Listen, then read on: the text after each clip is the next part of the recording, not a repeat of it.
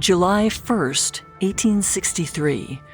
23-year-old Lieutenant Colonel Henry Heatacopper gripped his arm in agony. Fighting had broken out early that day in Gettysburg, Pennsylvania. And just as the battle had begun, a bullet had ripped through Heatacopper's arm, rendering him useless.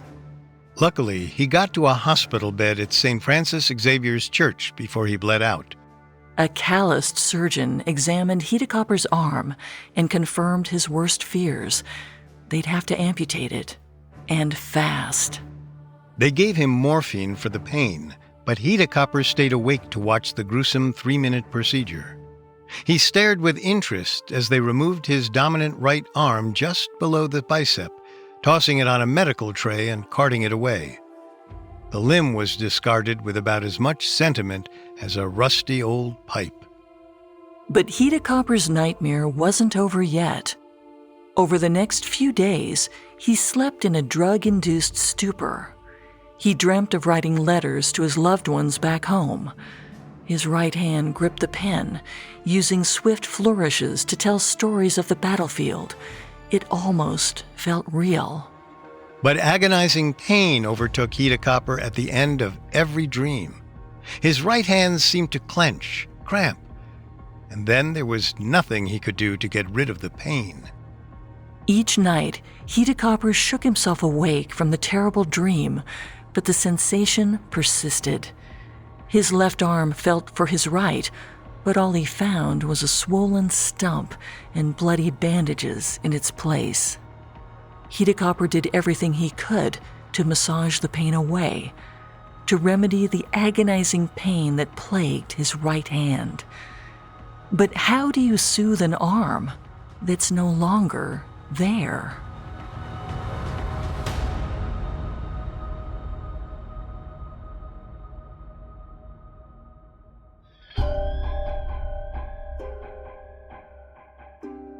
When our bodies fail, we trust doctors to diagnose the problem. But medicine isn't always an exact science. Sometimes it's a guessing game with life or death stakes. This is Medical Mysteries, a Parcast original. I'm Molly. And I'm Richard. Every Tuesday, we'll look at the strangest real-life medical cases in history and the experts who raced against the clock to solve them. As we follow these high-intensity stories, we'll explore medical research that might solve the puzzle. Next week, in Part 2, we'll analyze all the evidence and try to find an answer. You can find episodes of Medical Mysteries and all other Parcast originals for free on Spotify or wherever you listen to podcasts. To stream Medical Mysteries for free on Spotify, just open the app and type Medical Mysteries in the search bar. This is our first episode on phantom limb pain, a medical phenomenon in which amputees experience sensations in their absent appendages. This week, we'll explore the first reports of phantom limb pain in the 1500s, and we'll see how a popular Civil War account of PLP brought attention to the condition.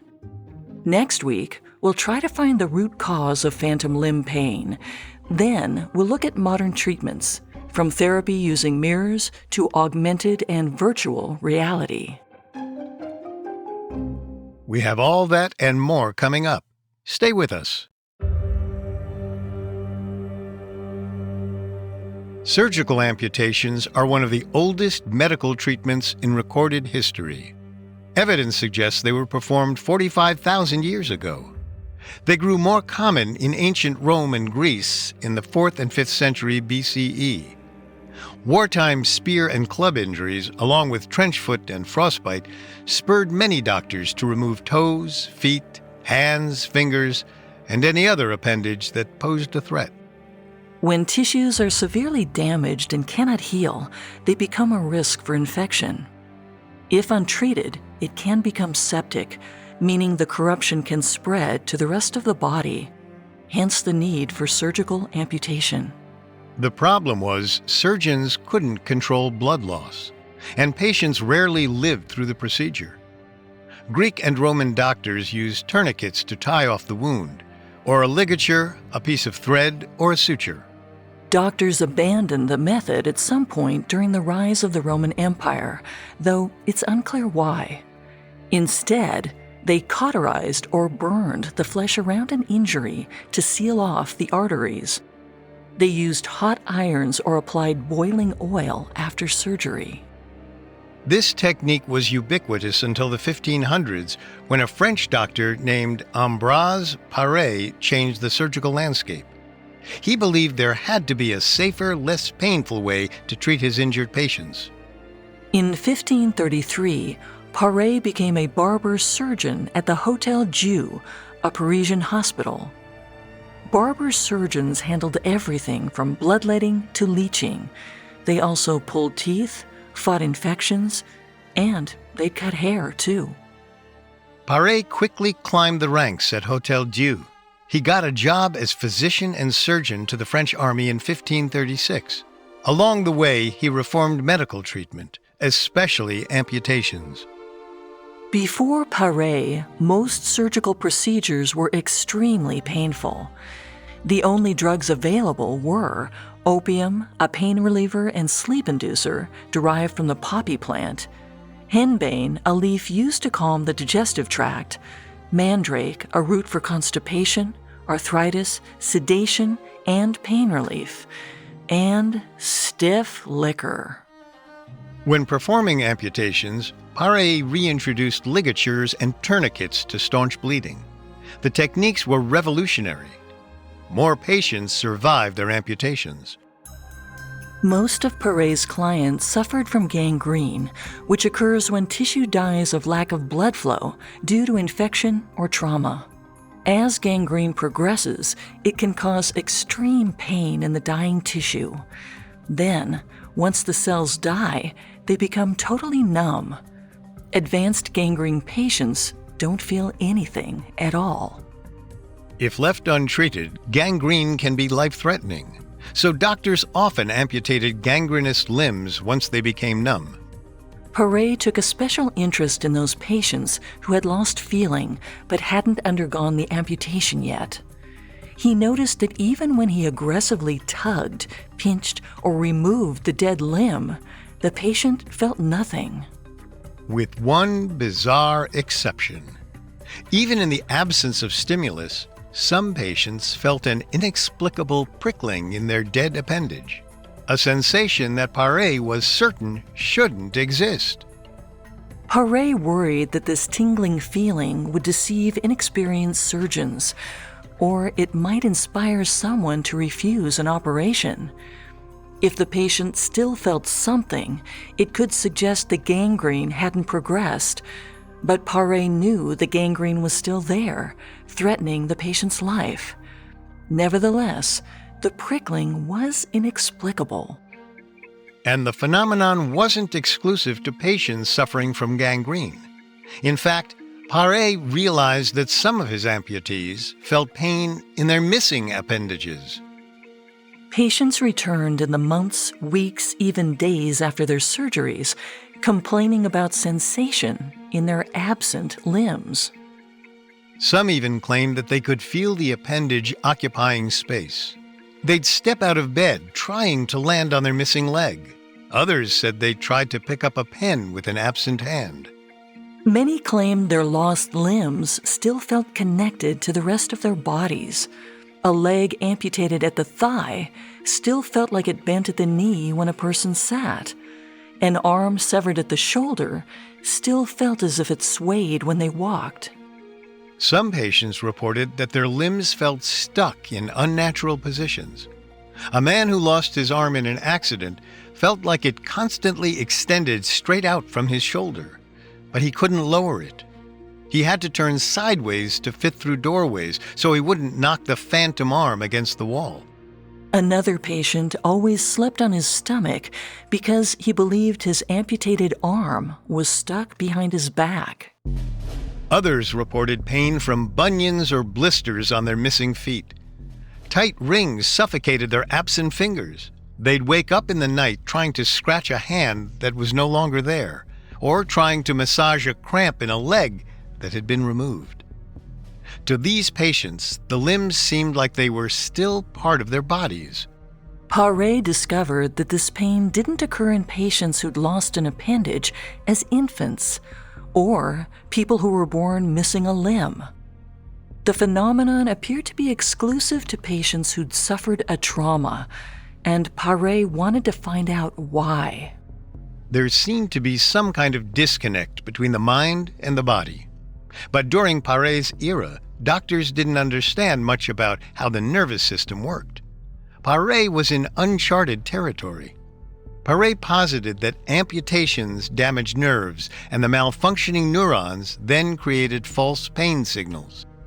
Now, a correctly functioning brain would receive these signals and dismiss them. It would know that the patient's hand couldn't possibly hurt because the hand was gone. But Paré alleged that phantom pain occurred when those pain signals bypassed the brain entirely. Typically, every sensation travels from your nerves to your brain for processing. Imagine you're filling your tub up for a bath. You stick your hand under the faucet to gauge the temperature.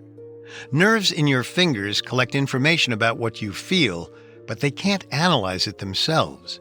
So they carry the data through your spinal cord and up to your brain, which interprets the sensation as hot, cold, or just right. Then your brain tells you what to do with that information.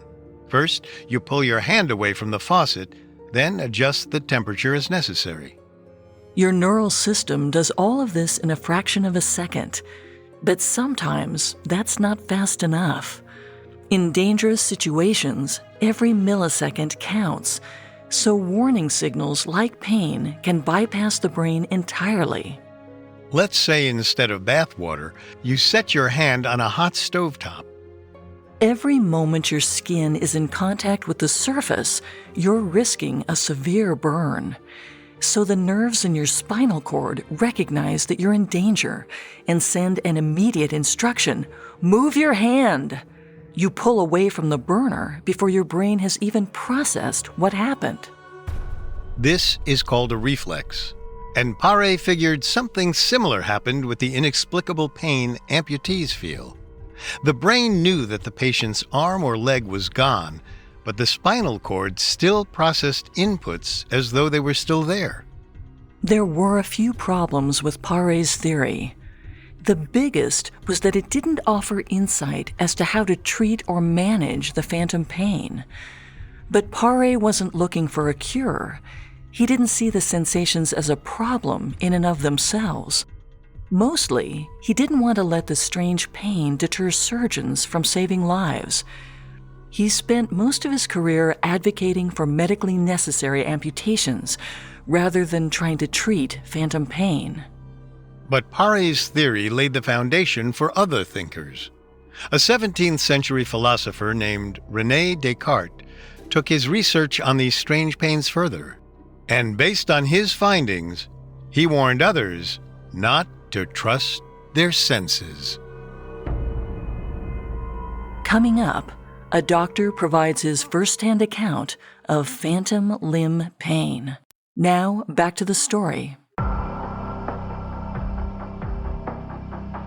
In the mid-1500s, French surgeon Ambroise Paré changed the landscape of medicine.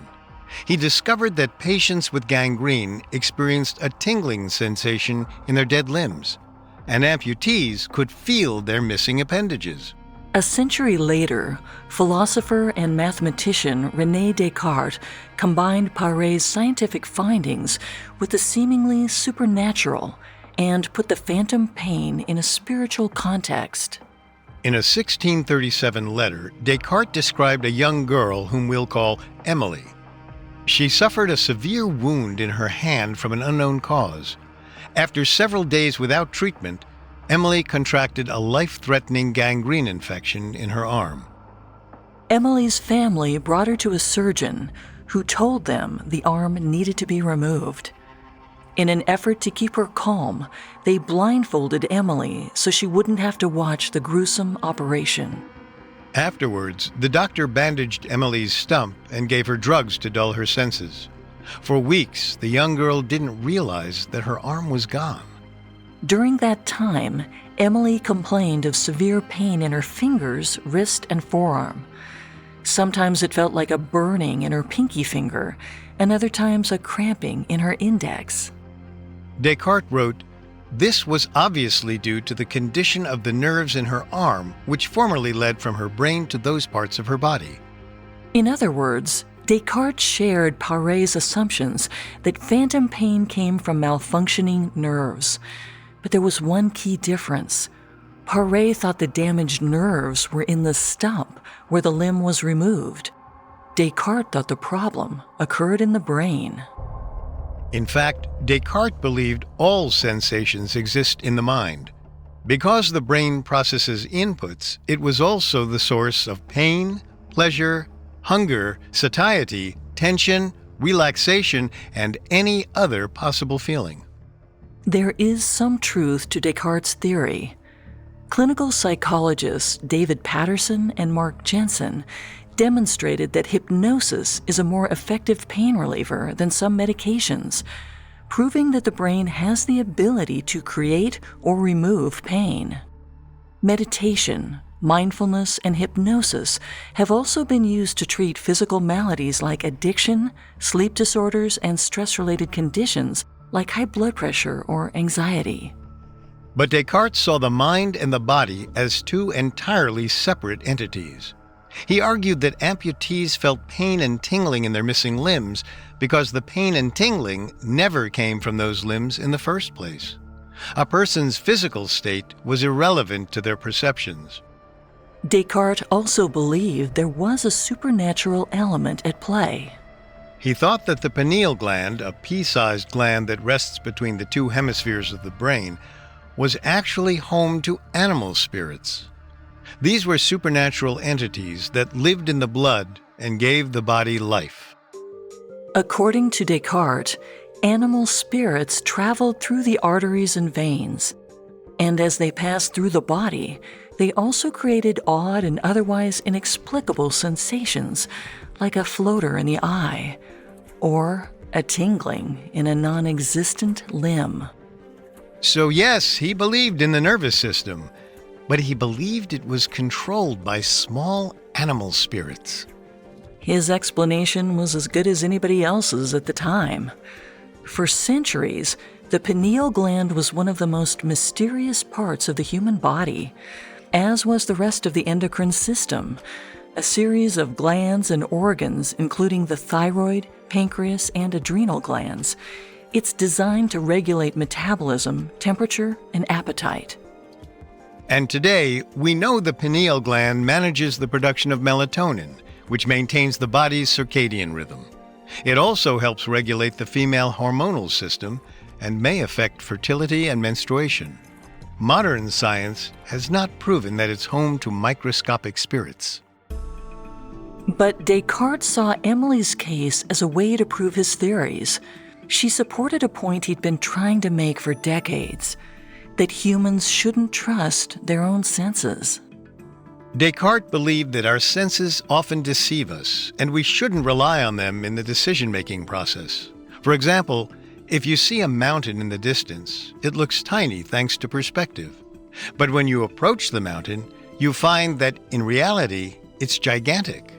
And Descartes interpreted this to mean that our sense of sight isn't reliable. Descartes used the evidence of pain in amputated limbs to further prove his point. The brain's interpretation of sensory data was untrustworthy. How could someone without a hand experience pain in their finger?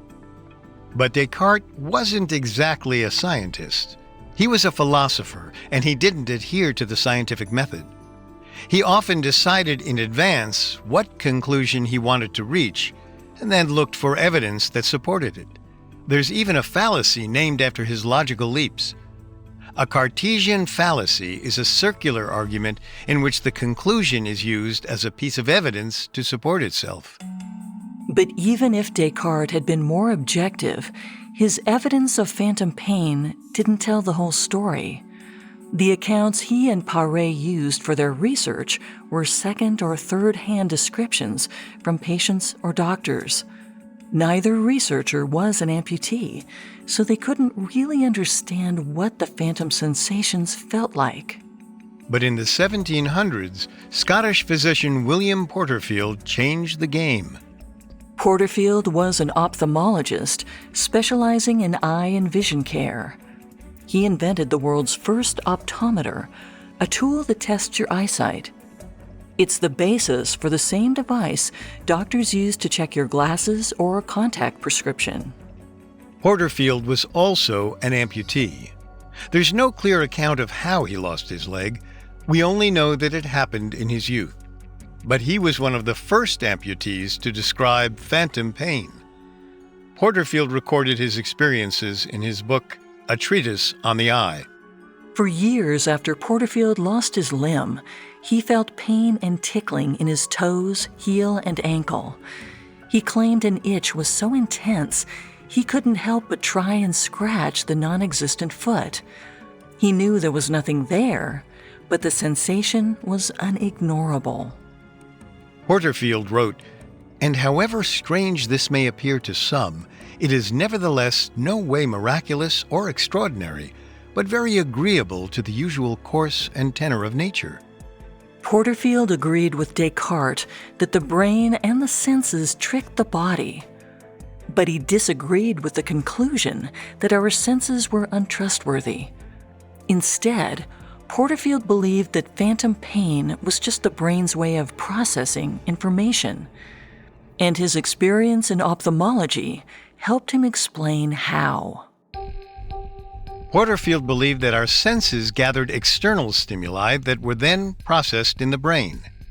The brain and the nerves alike shaped a person's perceived reality. His theory was called sensory perception. Take an apple, for example.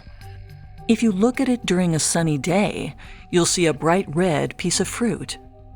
When the sun sets, you'll see the apple get darker in color, from red to maroon. Even though the apple remains physically unchanged, your brain sees it as a different color. But that doesn't mean your senses are lying to you. Instead, your brain is processing an entirely different physical change, an absence of light. And so long as you understand that and don't assume the apple really changed color, you can trust your senses. In other words, Porterfield believed that perception isn't perfect, but the things we see and feel still provide trustworthy information.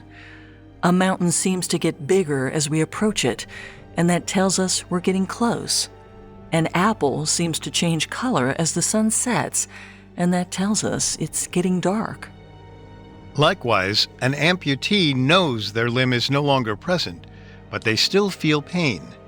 Those sensations come from somewhere, something stimulating nerve endings in the stump.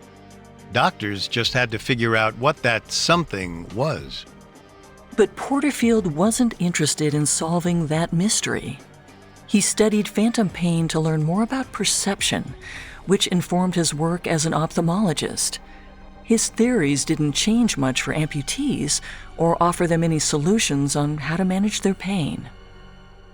The next major breakthrough didn't come until the first half of the 19th century. Physiologist Johannes Müller found 6 patients with phantom pain for over 12 years. He'd originally believed that the phantom pains would fade over time and was astonished to find that even after more than a decade, his patients still reported inexplicable twinges and cramps. In fact, he noted, quote, "The belief that these sensations are lost a short time after amputation is an error of medical men who generally do not watch the patients longer than a few months," end quote. In other words, the data was always there, but doctors hadn't bothered to gather it. Müller also tried to gauge whether certain stimuli could cause or stop the phantom pain. He recognized that weather affected a patient's sensations. He described one patient who'd lost his right arm. They felt distinct pain each time the weather changed. They were sensitive to shifts in air pressure and even strong winds. Before Müller, no one had ever conducted a large-scale study of phantom pain. In fact, Many doctors had refused to believe it even existed. Amputees who dared complain of it were labeled fakers and attention seekers. Their physicians assumed they were lying to avoid military drafts or scam their employers. Meanwhile, inexplicable burning, clenching, and itching plagued patients day in and day out. The sensations woke them from their sleep. They disrupted their daily life, and the few people studying the phenomenon could only ask, was there a way to treat a limb that didn't exist? Coming up, a Civil War doctor introduces phantom sensations to popular culture. Now, back to the story. In 1637, philosopher René Descartes theorized that amputees felt pain in their missing limbs because of mischievous animal spirits. Ophthalmologist William Porterfield countered that the pain stemmed from stimulated nerve endings in the patient's stumps. And in the early 1800s, Johannes Müller studied 6 different patients over a course of 12 years. All the researchers tried to determine where the pain came from, but none could agree on a theory. And since they didn't understand the connection between the mind and the body, they couldn't treat or cure the inexplicable condition. And it was more urgent than ever to solve the mystery. In 1861, the Civil War began in the United States. More than 600,000 American soldiers died in battle. Hundreds of thousands more were wounded or contracted infectious diseases like pneumonia, typhoid, dysentery, and malaria. And new weapons like front-loading rifles shattered bone and destroyed tissue. Doctors performed more than 30,000 amputations over the course of the 4-year war. To accommodate the massive influx of patients, the average surgeon learned to remove a limb in under 3 minutes. This may seem horrifically fast, but the speed prevented blood loss and infection. Carl Schurz, a major general, documented his experience during the war. He wrote of a man who shrieked in pain as he entered the hospital. The surgeon then snatched the knife from between his teeth, where it had been while his hands were busy examining the patient, wiped it rapidly once or twice across a blood-stained apron, and the cutting began. When he was finished, the surgeon sighed and yelled, "Next!" In Philadelphia, Dr. Silas Ware Mitchell saw how patients were quickly and insensitively treated and resolved to change things. At the start of the war, 32-year-old Mitchell was a contract surgeon for the Northern Army. His first appointment was at the old Armory building in Philadelphia, which had been converted into a temporary hospital. He specialized in treating patients with nerve disorders. Only a few blocks away, Philadelphia's South Street Hospital was known as Stump Hospital due to the many amputees they treated. Of the 72% of men who survived amputation, most suffered from complications like edema, the medical term for fluid retention, or damage to the nervous system. But most soldiers ended up at Stump Hospital because of infections. He hoped to find some common factor that would help surgeons reduce risk and make amputations safer. Along the way, Mitchell met many patients who experienced pain in their lost limbs. The phenomenon was shockingly common. 90% of the amputees he met reported some kind of phantom sensation. One man named Charles said both of his amputated feet were in constant agony. He claimed that it was the worst at night. The pain was so terrible it kept him awake. 58-year-old E.D. lost both his feet and right leg to frostbite and gangrene. He told Mitchell of undeniable burning sensations in his severed limbs. Lieutenant Colonel Henry S. Heidecopper explained that his fingers in his missing hand were distinctly felt, and pains occur oftentimes in various parts of them. Mitchell couldn't explain what was going on. No clinical trials had ever been performed on amputees, and most of the research on phantom pain was old and based on outdated medical theories. Mitchell believed, like Paré, that irritations in the healing stump triggered nerve impulses. Then the brain misinterpreted those signals, as Descartes and Porterfield had claimed. It believed those pain signals came from the lost appendage, even though they obviously didn't. Mitchell wanted to learn more about phantom pain and even find a way to treat it, but he couldn't conduct any studies without funding. He needed to convince the world at large that the condition was real and serious. Luckily, less than a year after the Civil War ended, the Atlantic Monthly published an article called "The Case of George Dedlow." It was a first-hand account from a patient who suffered from phantom pain. While serving as an assistant surgeon in Indiana, Dedlow took a shot through the right arm and had it amputated near the shoulder. After his recovery, Dedlow was forced back into battle, but when his platoon was leveled in an explosion, Dedlow found himself under a tree, floating in and out of consciousness. He awoke in the hospital later. He complained of cramps in one of his calves and asked a steward to massage the pain away. But the steward replied, "Calf? You ain't none, partner. It's took off." Dedlow had lost both his legs in the explosion. While he recovered in a Tennessee hospital, he contracted gangrene in his left arm. Eventually, that too had to be amputated. Feeling like a shell of a man, Dedlow was transferred to Stump Hospital in Philadelphia, where he finally felt like he wasn't alone. He joined hundreds of other amputees, many of whom experienced phantom pains and lost limbs. He described his own inexplicable sensations, the twinges and aches in arms and legs that weren't there anymore. He noted, "I had begun to suffer the most acute pain in my left hand, especially the little finger, and I found it hard at times to believe them absent. Often at night, I would try with one lost hand to grope for the other." Entranced by Dedlow's story, thousands donated to Stump Hospital, where they assumed the amputee still resided. But the fictional account of George Dedlow was actually written by Dr. Silas Ware Mitchell. He'd made up the character to raise awareness. And it worked. For the first time, people paid attention to the phenomenon he officially named phantom limb pain. Mitchell continued his studies well after the war, and after his article about George Dedlow became a hit, something incredible happened. Countless amputees came out as sufferers of phantom limb pain. For decades, doctors had refused to acknowledge that the condition existed, but it was common knowledge among ordinary Civil War soldiers. Most patients declined to see a doctor about it, as they feared they'd be accused of lying or faking it.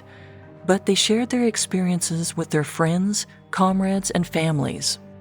Mitchell discovered there was a massive disconnect between physicians and laypeople. Ordinary people with no medical training easily accepted that phantom limb pain existed.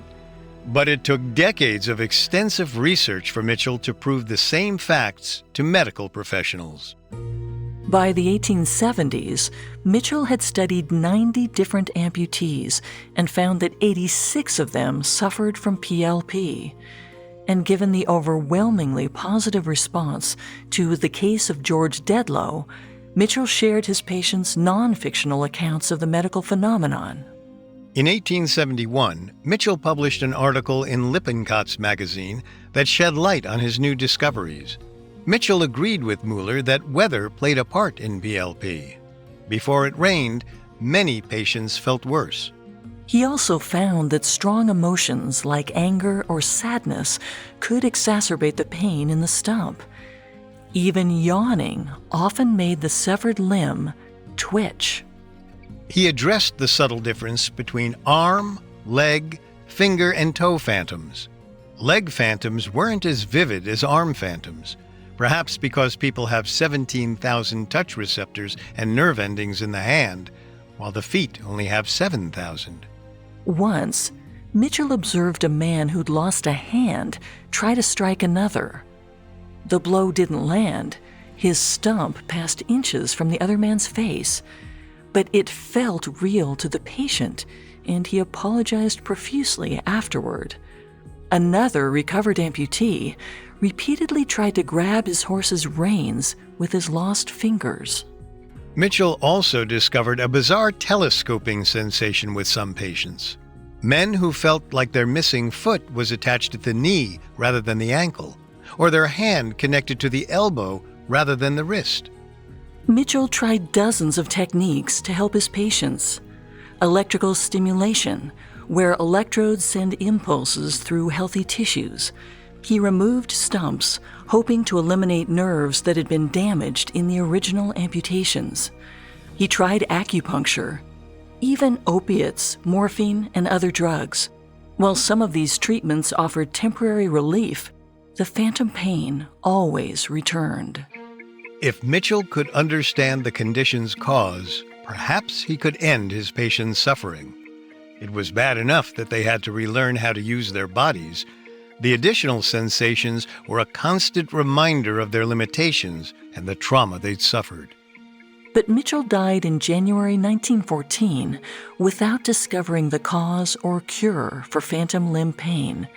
However, he brought the condition into the limelight and inspired other physicians to follow in his footsteps. In the 20th century, doctors from many fields came together to solve the behavioral, physiological, and pathological mystery of phantom limb pain. All it took was a change in how they understood the nervous system as a whole. Turns out, the human body is more like a computer than we think. The mind is prone to short circuits and faulty wiring, especially when the hardware has suffered some kind of damage. And sometimes the brain needs a hard reset.